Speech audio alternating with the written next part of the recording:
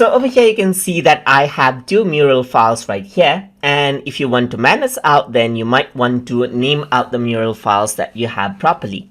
So over here, if you want to rename this, you can click on the button right here, the little down arrow button, and click on rename. And now you can rename out the panel according to it where you like. So I'm just going to go around and say TutorTube Mural for this one and click on rename right here, as you can see.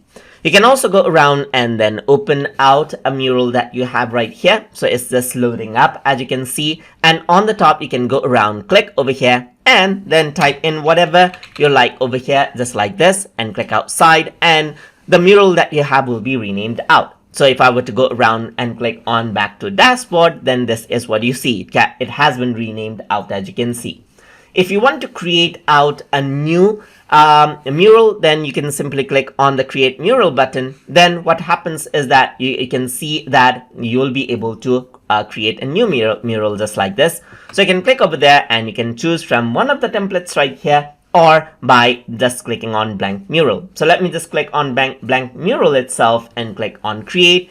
And what happens is that a new mural is created just like this, as you can see. So you can go around and rename this according to how you like. So I'm just going to go around and say rename as the name right here and click on back to dashboard, and you will be able to see the newly made mural over here, as you can see as well. So that is how you can create, name, and then rename out the murals inside murals right here. So hope you guys learned something as always. And as always, please like, comment, share, and subscribe.